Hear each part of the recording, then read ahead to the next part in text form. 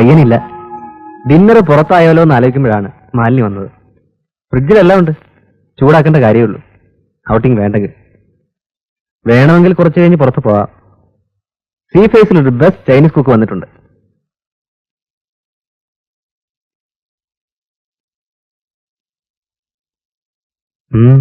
രവിയേട്ടന് പിന്നെ വല്ല ചേഞ്ചും ഇല്ല, ഒന്നുമില്ല.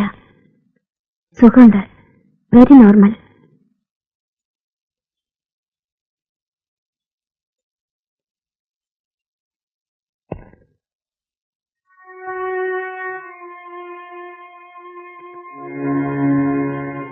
രവിയേട്ടൻ എന്നോട് പലതും പറഞ്ഞു. എന്നോടും പറയാനാണ് വന്നത്, പക്ഷെ ഞാൻ ചാൻസ് കൊടുത്തില്ല. മരിക്കുന്നുവെന്ന് തോന്നിയപ്പോൾ എന്തൊക്കെയാ നമ്മളോട് പറഞ്ഞില്ലേ, അതൊക്കെ തന്നെ. വീണ്ടും സംസാരിക്കേണ്ട കാര്യമില്ലല്ലോ, എല്ലാം ഞാൻ സമ്മതിച്ചാണ്. വീടൊരുങ്ങിക്കഴിഞ്ഞു. മാലിന്യ ഒറ്റയ്ക്ക് ഇവിടെ വിട്ട് നാട് കണ്ടാതിരിക്കാൻ എല്ലാ സ്ഥലങ്ങളിലും വേണ്ട ഏജന്റുമാരെ വെച്ചു. All set. നമുക്കത് മറക്കാം. ആ ഹോൾ എപ്പിസോഡ് ആപത്തൊന്നും വരാതെ രവിയേട്ടൻ തിരിച്ചു വരികയും ചെയ്തു. ഒരു തമാശ കേട്ട പോലെ അത് വിട്ടുകളയാം. നമ്മുടെ കുട്ടികളല്ലല്ലോ. നമ്മൾ കുട്ടികളല്ല, അക്സെപ്റ്റഡ്. ജീവിതം ഒരു തമാശക്കളിയല്ല, എഗെയിൻ അക്സെപ്റ്റഡ്. പക്ഷെ ഒരാളുടെ വിൻസ് ആൻഡ് ഫാൻസീസ് അനുസരിച്ച് അക്ഷരങ്ങൾ മായ്ക്കാനും വരുത്താനും പാകത്തിലുള്ള ഒരു മാജിക് സ്ലൈറ്റ് അല്ല മനുഷ്യന്റെ മനസ്സ്. കല്യാണക്കാരി എടുത്തിട്ടപ്പോൾ ഞാൻ എതിർത്തതാണ്. ഇപ്പോഴത്തെ ഒത്തുമാറ്റത്തിന്റെ കഥയല്ല ഞാൻ പറയുന്നത്. 6.5 കൊല്ലം മുമ്പുള്ള നിങ്ങളുടെ ഒറിജിനൽ വിവാഹം ബുദ്ധിജീവിയായി നടന്നുകൊണ്ട് കുടുംബം പുലർത്താനാവില്ല എന്ന് വാദിച്ചു. സൗകര്യത്തിൽ കഴിയുന്ന ഒരു പെൺകുട്ടിയെ കഷ്ടപ്പെടുത്തരുതെന്ന് അപേക്ഷിച്ചു. എതിർക്കാൻ കാരണം ഈ ന്യായങ്ങളൊന്നും ആയിരുന്നില്ല എന്നത് വേറെ. ആ പെൺകുട്ടിയുടെ ആരാധനഭൂമി രാപ്പകൽ ആദ്യ പിടിച്ചു ചേർന്ന ഒരു പയ്യനുണ്ടായിരുന്നു. അവന്റെ ധ്യാനം, മോഹം, സ്വപ്നം ഒക്കെ അവൾക്ക് ചുറ്റും.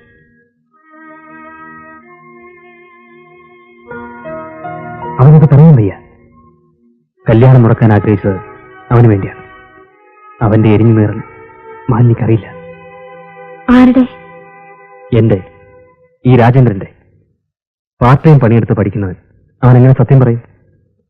ആചാരോപചാരങ്ങൾ വിടാത്ത 10 ഇംഗ്ലീഷ് വാചകങ്ങൾ, പെൺകിടാങ്ങളെ ക്ലാസ്സിൽ ചിരിപ്പിക്കാൻ 4 ഫലിതം, വാർഷികത്തിന്റെ നാടകത്തിൽ ഷേക്സ്പിയറുടെ 2 ആത്മകഥം.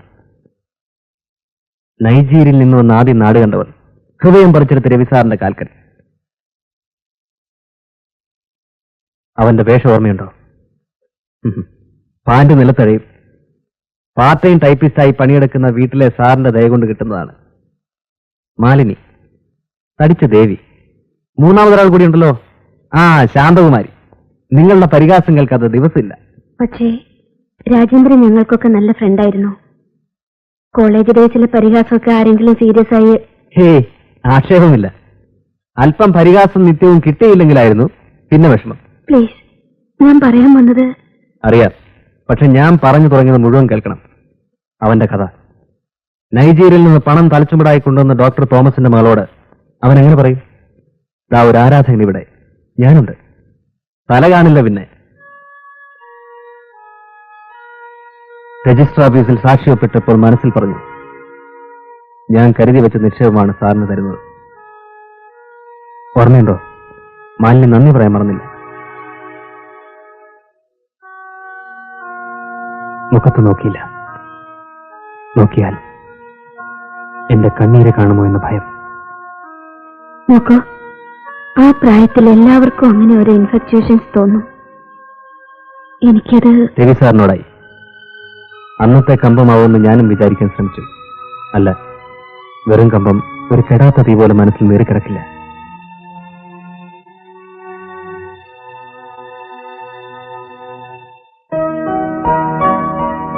I loved you always.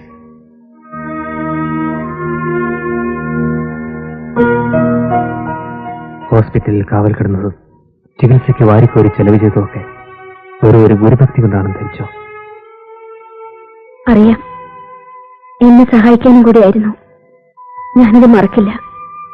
പക്ഷേ രവിയേട്ടൻ മരിച്ചു ജീവിച്ചൊരു മനുഷ്യനാണ് എന്നോട് അപേക്ഷിക്കുന്നത്.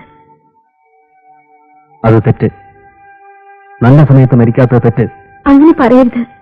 Don't be so cruel. പബ്ലിഷേഴ്സായി എന്തോ ഇടപാടുകൾ നടത്തുന്നു. ചെലവ് ചെയ്ത സംഖ്യയൊക്കെ ഒരുവിധം വീട്ടിൽ തീർക്കുമെന്നൊക്കെ പറയുന്നത് കേട്ടു. പണത്തിന് പകരം നിന്നെ പിടിച്ചു വയ്ക്കുമെന്ന് കരുതുന്നുണ്ട് രവിശങ്കർ സാർ. എന്നെപ്പറ്റി സാറിനെന്തറിയാം? നിനക്കെന്തറിയാം? ഞാൻ ബിസിനസ്സുകാരനാണ്. ബയേഴ്സ് പല നാട്ടിൽ നിന്ന് വരും. അവർക്ക് വേണ്ടി കോൾ ഗേൾസിന് വരെ സപ്ലൈ ചെയ്യേണ്ടി വരും. പെണ്ണ് എനിക്കൊരു അപൂർവസ്വല്ല. മദ്രാസ്, ബോംബെ, ഡൽഹി വിളിച്ചാൽ പറന്നു വരുന്നവരുടെ 100 നമ്പരെങ്കിലും ആ ബുക്കിൽ കാണും. പക്ഷെ എനിക്ക് വേണ്ടി ഞാൻ വിളിച്ചിട്ടില്ല ഇതുവരെ. കടം വീട്ടുകയോ വീട്ടാതിരിക്കുകയോ ചെയ്യാം, അത് വേറെ കാര്യം, നിസ്സാരം. ഇഷ്ടമില്ലാതെ വേദന മറച്ചു പിടിച്ച് ഞാൻ ഏൽപ്പിച്ചൊരു വലിയ മുതലുണ്ട്. അതെനിക്ക് അദ്ദേഹം തിരിച്ചു വന്നു. സ്വമേധയാ ഞാനത് ഏറ്റുവാങ്ങി. The deal is cost.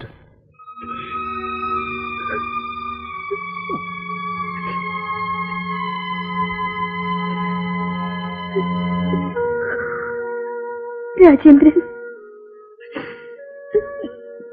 help me. Please.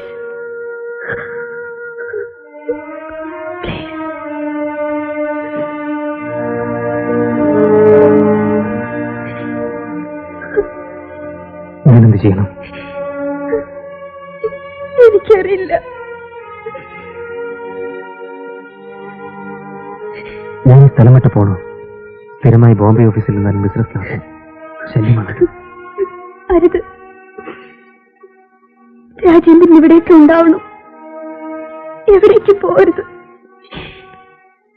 എനിക്കൊരു സമാധാനത്തിന് എനിക്ക് വേറെ ആരുണ്ട്?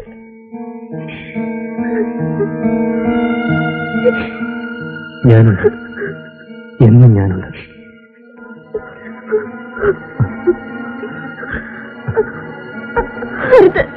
Please please.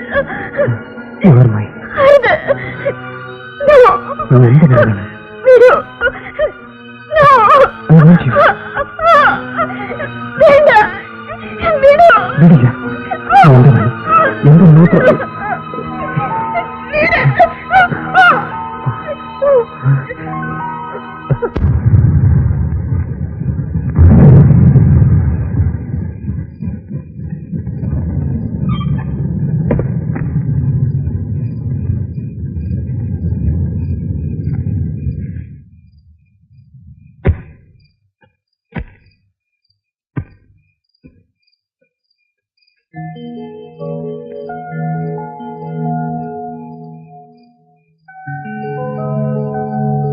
ഞാൻ പിന്നെ ആലോചിച്ചപ്പോ ടൗണിൽ ഒരു വീട് നോക്കാൻ ഞാൻ ബാബുവിനോട് പറയാം.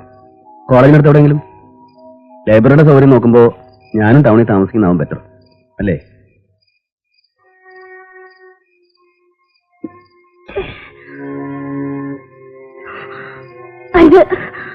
വിടൂ.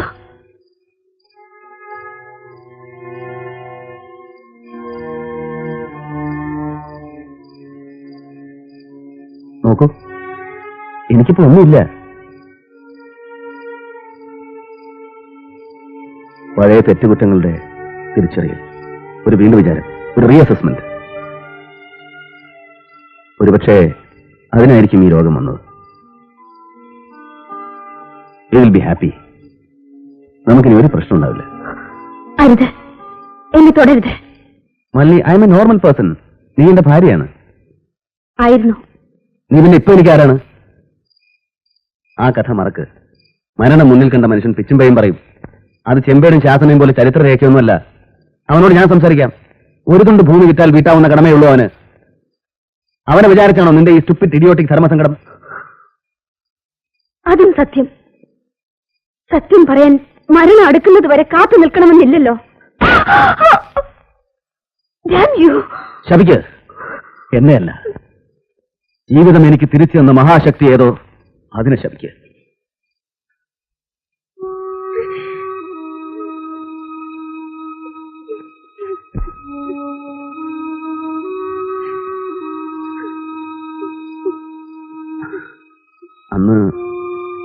അന്ന് നിന്നെ വിചാരിച്ച് മാത്രമായിരുന്നു എന്റെ ദുഃഖം. ഇനി ഞാനുണ്ട്, എന്നും നിനക്ക് ഞാനുണ്ട്. ക്ഷോഭത്തിൽ ഞാൻ എന്റെ പൊന്നുമോളെ. എന്നെ തുടരുത്. ഒരേ ദിവസം രണ്ടാളുടെ മെത്ത പങ്കിടുമ്പോൾ എനിക്ക് എന്നോട് തന്നെ അറപ്പ് തോന്നും.